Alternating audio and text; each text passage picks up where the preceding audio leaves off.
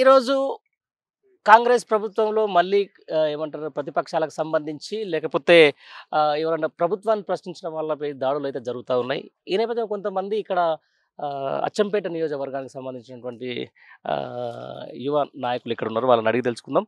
ఏమైందమ్మా ఇప్పటిదాకా ఈడి దాకా ఊరికొచ్చినావు? నమస్కారం అండి. ఇక్కడ మేము ఏం పేరు నీ పేరు ఫస్ట్? నా పేరు నా పేరు చంద్రకాంత్ రెడ్డి. నేను ఉండేది ఇక్కడనే ఎల్బీనగర్ దగ్గరలో ఉంటాను, తుర్కింజాల్లో. ఇక్కడ ఏంటంటే ఇప్పుడు కాంగ్రెస్ ప్రభుత్వం వచ్చింది. కాంగ్రెస్ ప్రభుత్వం వచ్చింది. ఏం చేసినా కూడా చిల్లర రాజకీయాలు, చిల్లర వేషాలు వేస్తున్నారు. మీరు కనీసం ఇప్పుడు గవర్నమెంట్ వచ్చింది, రేవంత్ రెడ్డి గవర్నమెంట్ వచ్చింది, చేయాల్సిన పని ఏంది? రైతు బంద్ అయితే రైతు భరోసా మీరు అని పెట్టుకున్నారు, కాపీ కొట్టిరు. దాన్ని రైతు బంద్ ఇచ్చారా? వాటర్ ఇస్తున్నారా? కరెంట్ ఇస్తున్నారా? మధ్యలో కరెంటు పోతున్నది. ఇవాళ ఇండస్ట్రీస్ కూడా, ఫార్మా ఇండస్ట్రీస్ కానీ లేకపోతే బయట ఎక్కడ ఇండస్ట్రీస్ అయినా కూడా కరెంటు పోతుందని మొత్తుకుంటున్నారు. ఎంప్లాయ్మెంట్స్ 2-3 గంటలు ఖాళీగా ఉండాల్సి వస్తుందని అధికారులు మొత్తుకుంటున్నారు. ఏం చేస్తున్నారు ఇప్పుడు? చిల్లర రాజకీయాలు. ఎవడు దాడి ఎవరి మీదకి అంటే వాడి మీదకి దాడి చేస్తున్నారు. మీరు ఇది కరెక్ట్ పద్ధతి కాదు. మీరు ప్రజలకు ఏం చేయాలో అది చెయ్యండి, దాని మీద దృష్టి పెట్టండి, ఇతర విషయాల మీద కాదు. అనవసరమైన చిల్లర రాజకీయాలు చేయకూడదు. నా మీద దాడి చేయాలని పకడ్బందీ ప్లాన్ చేస్తున్నారు. వాళ్ళు నా డాటా తీసుకున్నారంట. మా ఫాదర్ని మా ఊర్లో ఒత్తిడి పెడుతున్నారు. ఇది కరెక్ట్ పద్ధతి కాదు. మా ఫాదర్ నాకు ఫోన్ చేసి చెప్తున్నారు, అరే బాబు వద్దు, రాజకీయాలు వీళ్ళన్నీ చెప్తున్నారు. ఎవరికి భయపడాలి? దొంగతనం చేసినామా, లంగతనం చేసినామా? 10 ఏళ్ళ కింద కాంగ్రెస్ ప్రభుత్వం ఎట్లా చూడలేదా?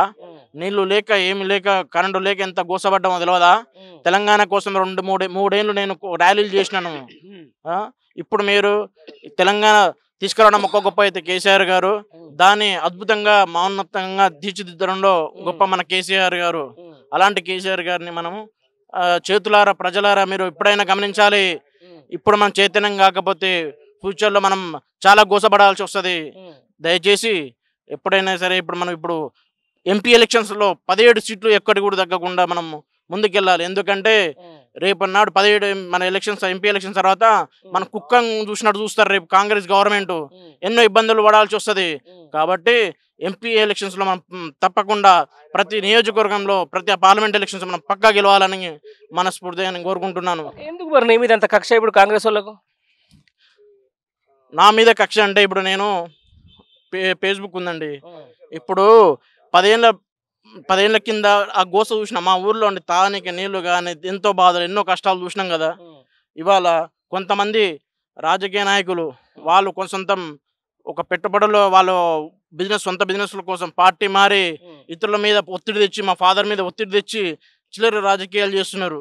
నాకు బీఆర్ఎస్ అంటే నాకు ప్రాణం. ఎందుకంటే నేను కేసీఆర్ తెలంగాణ తీసుకురావడం కాదు, దాన్ని అద్భుతంగా తీర్చిదిద్దింది. కాబట్టి వాటర్ కానీ, రైతు బంధు కానీ, మిషన్ కాకతీయ కానీ, మిషన్ భగీరథ కానీ ప్రతి ఒక్కటి అన్నిట్లలో కూడా ఆయన విజయవంతంగా ముందుకు తీసుకెళ్ళాడు. అలాంటి బీఆర్ఎస్ గవర్నమెంట్ను అడ్డగోలి ఆ రేవంత్ రెడ్డి కుక్క అడ్డగోలి ఎట్లా పడితే అట్లా తిడుతున్నాడు. ఇది కరెక్ట్ పద్ధతి కాదు. ఏదైనా ఒక మన తెలంగాణ జాతిపిత ఎవరు అంటే మన కేసీఆర్ గారు. అలాంటి నాయకుడిని మాట్లాడే అర్హత లేదు ఆయనకి. పొరపాటున సీఎం అయ్యాడు.